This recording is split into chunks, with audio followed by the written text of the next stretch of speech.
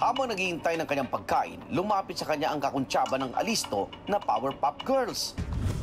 Makailang beses nang umatake ang grupong ito. Ang mga miyembro nito madalas na nakapostura. Pero sa kilikod ng kanilang mga makukulay na kolorete sa mukha, nagtatago ang kanilang mapanlinlang na modus. Umatake na ang aming mga kasabwat. Nanghingi sila ng pera para daw sa scholarship nila sa UP daw, ganyan. Kasi nga, mahirap lang daw sila, kailangan daw nila ng pera, ganyan-ganyan.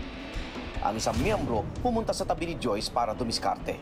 Since tatlo sila, ang dami nila, ang hirap kasi hindi mo alam kung sinong haharapin mo. Kasi pag lumingon ako kay ate, pwede namang yung nandito naman sa kabilang gilid yung kukuha ng gamit. So, nakakapraning talaga. Si Joyce naging mabusisi sa pagtatanong sa grupo. Siyempre po, may authorization yan galing sa school. Diba? Bigyan niyo ako ng sulat, sige. Payag ako. Dahil walang maipakitang sulat, umuwing luhaan ng aming mga kasabwat na kawatan. Pag-alis ang Powerpuff Girls, agad na tiningnan ni Joyce ang kanyang bag. Maya-maya pa ay sinerve na ang kanyang pagkain. Habang kumakain, maigpit ang hawak ni Joyce sa kanyang bag. Kahit na may mga bakating upuan sa kanyang tabi, hindi niya ito inilapag doon. Ibig sabihin, hard target na siya, kaya mahirap nang masalisihan. Lumapit ang isang bata sa mesa ni Joyce. Ilang taon na po ba kayo? Hulaan mo. Ang eksena kunwari ay pinalapit ang pastit ng kasamang lalaking kawatan para maaliw si Joyce. Minsan na rin ipinalabas ng alisto ang modus na ito. Ang kawatan, makailang beses nang sumalakay sa Tarlac at Pampanga. Ang bata, front ng lalaki para makapagnakaw ayon sa pulisya. Pero sa isinagawa naming hamon kay Joyce, ang kasabot naming kawatan, bigong makaporma.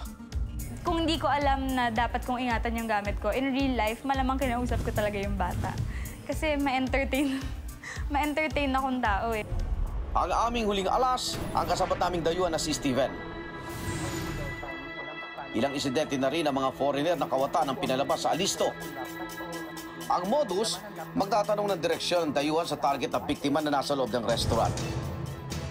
Kapag nakumbinsi ng dayuhan na lumabas ng restaurant ang biktima para maituro sa kanya ang direksyon, saka aataking kasabwat ng dayuhan para limasin na ang gamit na naiwan ng biktima. Ganito rin ang modus na gagawin ng ating kasabwat. Lumapit ang dayuhan kay Joyce. You know where is the how can go to Makati?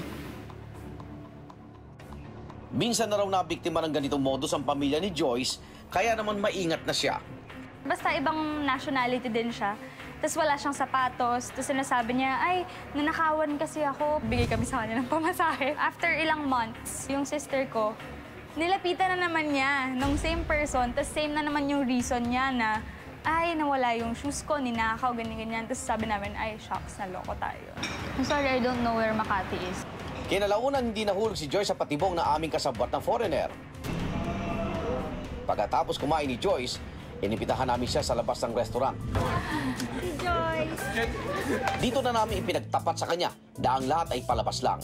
Hello po sa inyo lahat. Ako po si Joyce Ching. Kung nanonood man kayo ng Healing Heart. Ang aming kasabwat na kawatan, nasurpresa rin nang malaman na si Joyce Ching ang kanila ay kunwaring biktima. Yan. So lahat pala tayo ay nagkalokohan. Pinakauna talagang natutunan ko is make yourself a hard target. And dapat sobrang aware ka at laging nakadikit sa'yo yung gamit mo.